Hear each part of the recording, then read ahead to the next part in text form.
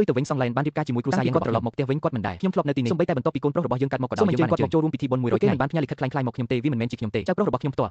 ខ្ញុំធ្លាប់មានអារម្មណ៍សោកសៅខ្លាំងណាស់ក្នុងជីវិតអតិយ៉ាងណាក៏ដោយដែលមើលបានគិតច្រើនពេកនៃសកម្មភាពព្រំដែននៅពេលគាត់ឆ្ងាយណាស់នៅក្នុងរាជធានីតើគាត់អាចធ្វើដូចម្តេចបានគេបានមកដល់ទីនេះក្នុងរយៈពេលមិនថែមលើពិធីបុណ្យសពកូនប្រុសហើយជីវាមកពីការសម្រេចចិត្តរបស់សងឡែនក្នុងការចុះពីសេចក្តីស្លាប់គាត់បាននៅជាមួយគាត់តើអ្នកបានឈានដល់កិច្ចព្រមព្រៀងហើយមានការសហការពីគាត់ទេតើអ្នកណាអាចនៅក្រោមជ្រមុះរបស់ខ្ញុំមឈូមនុស្សនៅក្នុងសម្ភារៈត្រូវបានគិតអំពីសម្បត្តិនោះដែលបានលាតត្រដាងសម្ងាត់ពីស្រូវក្បត់ខ្ញុំនឹងទៅស៊ើបការនៅជំរំស្រូវមុននឹងនិយាយការពិតខ្ញុំគ្រាន់តែនិយាយប្រាប់គាត់ម្ដងខ្ញុំបានធ្វើការកែតម្រូវមួយចំនួន2 3ដងមុខរបស់អ្នកចំពោះម្ដាយអ្នកបានយកខុសហើយមិនអីទេខ្ញុំបារម្ភពីអ្នកធ្វើដំណើរទាំងយប់ទាំងថ្ងៃខ្ញុំហត់នឿយនឹងការប្រញាប់ប្រញាល់ទៅភាគខាងជើងមុខគាត់អាហាភាសណាស់បងស្រីទី4ខ្ញុំមិនយល់ស្របទាំងស្រុងជាមួយនឹងការបូជាសពទេកូនប្រុសរបស់ខ្ញុំត្រូវតែគួរឲ្យគោរពការបញ្ចុះសក្រំដីមកឲ្យតើអ្នកអាចប្រព្រឹត្តចំពោះសង្ឃបែបនេះដោយរបៀបណាស្នេហារបស់ខ្ញុំគាត់ក៏ជាកូនប្រុសរបស់អ្នកដែរអ្នកខ្ញុំមិនដែលរាប់អានគាត់ទេពួកគេត្រូវបានបង្ខំឲ្យលោកខ្លួនឲ្យធ្វើជាទាសករនៅពេលខ្ញុំដឹងថាគាត់ចង់រៀបការជាមួយខ្ញុំក៏សុំគេរំលែកកូនក្រមុំប៉ាខ្ញុំមិនបានវីខ្ញុំតតែសោះគឺអ្នកហើយដែលបានរៀបចំឲ្យសងឡែងរៀបការជាមួយសម្រាប់ការភ្ជាប់ពាក្យនោះហើយជាហេតុដែលគាត់ខ្លាចជាមនុស្សម្នាក់ដែលត្រូវបានគេមើលងាយឥឡូវនេះគាត់បានស្លាប់ហើយអ្នកនៅតែមិនអនុញ្ញាតឲ្យគាត់ដើរតាមគាត់ត្រូវបានបញ្ចុះសពតាមបំណងប្រាថ្នារបស់គាត់តើអ្នកមិនគិតដូចខ្ញុំបានបង្រៀនសងឡែនឲ្យសរសេរដោយដៃរបស់គាត់ខ្ញុំអាចធ្វើត្រាប់តាមការសរសេរដៃបានយ៉ាងល្អឥតខ្ចោះគ្នាជាការពិតណាស់គាត់ក៏អាចធ្វើត្រាប់តាមការសរសេរដៃរបស់ខ្ញុំបានដែរហើយការចាប់ប្រកាន់មកលើអ្នកណាជាអ្នកខ្លាញ់បន្លំសម្បត្តិនោះអត្ថន័យគឺច្បាស់ដោយគាត់ធ្វើពុតជាស្លាប់ហើយដូច្នេះគ្មានអ្នកណាអាចសូមបញ្ជាក់ថាសម្បត្តិអត្តឃាតនេះជាការខ្លាញ់បានធ្វើឡើង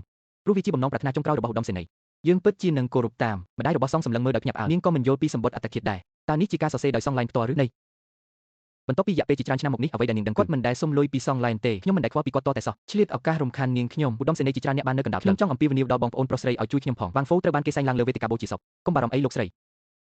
ខ្ញុំបានឃើញវាមួយផ្លែតពីជ្រុងភ្នែករបស់ខ្ញុំលោកវិជ្ជបណ្ឌិតលីវសៃបានចូលទៅចិត្តដល់សង្កាត់ខ្ញុំបានប្រុងប្រយ័ត្នខ្ពស់ក្នុងរយៈពេលប្រហែលអាចចូលទៅចិត្តសងឡែនបានទេសូម្បីតែសាកសពក៏មិនអាចផ្ដល់ឲ្យគាត់បានដែរឆ្នាំបន្សាបជាពោលខ្ញុំសង្ស័យថាគាត់ចង់ឆ្លៀតឱកាសនៃភាពប្រកបបានលេខឆ្នាំបន្សាបខ្ញុំមិនបានបញ្ឈប់គាត់ពីការរស់នៅទេតើគាត់ត្រូវបានគេដុតសម្លាប់ឬក៏គាត់ត្រូវបានគេបោកប្រាស់ការសម្រេចចិត្តតាក់ទងនឹងសាកសពគឺអាស្រ័យលើសងឡែនគាត់ត្រូវគេដុតទាំងរស់នោះជាទោសដែលគាត់សមនឹងទទួលបើគាត់មិនព្រមស្លាប់ទេខ្ញុំនឹងធ្វើឲ្យគាត់ស្លាប់បន្ថែមទៀត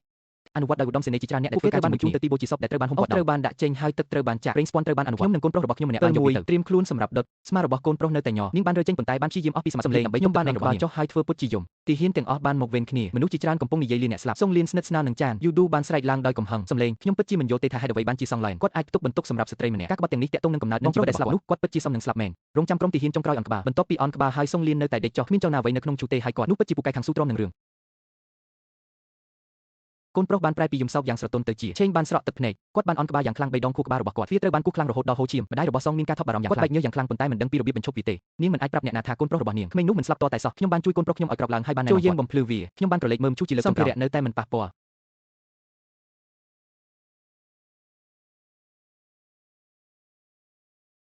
ខ្ញុំនិងកូនប្រុសរបស់ខ្ញុំបានដុតភ្លើងពេលនោះខ្ញុំនិងកូនប្រុសរបស់ខ្ញុំក្មេងប្រុសនោះបានដុតភ្លើងហើយភ្លាមហត្ថលេខារបស់សងឡែងតានោះជាអ្នកមែនទេស្នាមរៀមដៃត្រូវបានចុចដោយផ្ទាល់សម្បត្តិអាពាហ៍ពិពាហ៍របស់អ្នកមានឈ្មោះរបស់អ្នកនៅលើដែលបានចុះហត្ថលេខាសរសេរជាពណ៌ខ្មៅនិងស្នាក់មិនតែការពិតអាចត្រូវបានបដិសេធបានដោយសារតែទំនាក់ទំនងអាពាហ៍ពិពាហ៍របស់ខ្ញុំជាមួយសងឡែងបន្ទាប់ពីរយៈពេលជាច្រើនឆ្នាំមកនេះទេទើបខ្ញុំអាចសម្រាប់ម្ដាយរបស់ខ្ញុំចំពោះអ្នកនិយាយឲ្យត្រង់ទៅអ្នកធ្លាប់កូនប្រុសរបស់អ្នកត្រូវបានគេលក់ហើយគាត់លែងជារបស់អ្នកទៀតជីវិតនិងការស្លាប់របស់គ្រួសារសុងក៏មានទំនាក់ទំនងជាមួយគាត់ដែរគ្រួសារសុងមិនមានអ្វីពាក់ព័ន្ធនឹងវាទេនៅពេលដែលសងឡែនបានលូកខ្លួនឲ្យធ្វើជាទាសករដំបូងឡើយគេបានធ្វើកាសញ្ញាស្លាប់ហើយក្រោយមកដែរបានដឹងថាកូនប្រុសរបស់គាត់បានឡើងខ្លាយជាវិមានរបស់មេតបស្វាមីរបស់កូនស្រីតែម្នាក់បានខ្លាយជាមនុស្សគេបានទូទាមទារអំណោយសម្រាប់ពិធីភ្ជាប់ពាក្យខ្ញុំស្រឡាញ់កូនស្រីរបស់គាត់ខ្លាំងណាស់ហើយថែមទាំងបន្ទាប់មកជីងសុងលៀនបានឲ្យលុយគាត់មួយចំនួនទៅប្រាប់ស្ត្រីចំណាស់កុំឲ្យបញ្ហានេះបានកើនឡើងខ្ញុំខ្លាចជាប់ពាក់ព័ន្ធនឹងរឿងស្មុគស្មាញនាពេលអនាគតនោះហើយជាមូលហេតុដែលពួកគេបង្ខំសម្បត្តិអាពីចុះពីនេះតាំងពីកើតដល់ស្លាប់ស្នាដៃទាំងអស់របស់សងឡែនមានតែខ្ញុំនិងកូនប្រុសរបស់ខ្ញុំទេដែលមានលក្ខណៈសម្បត្តិធ្វើការសម្រេចចិត្តបន្ទាប់មកខ្ញុំបានយកសម្បត្តិមួយចេញបណ្ដាំនិងសម្បត្តិបណ្ដាំជាមធ្យោបាយរាល់ពេលដែលទៅសម្រាប់ភូមិយើងទាំងអស់គ្នាខ្លាចថាយើងមិនអាចត្រឡប់មកវិញបានទេដូច្នេះគាត់បានរៀបចំផែនការសម្រាប់ជីវិតរបស់គាត់រួចហើយនាងបានសរសេរកំណត់ហេតុផ្ទាល់ខ្លួនរបស់នាងអំពីការបញ្ចុះសពតាមដៃរបស់នាងដោយអនុញ្ញាតថាវាបានជារឿងដ៏ពេញបាត់ធំដោយមិនជឿមែនទេ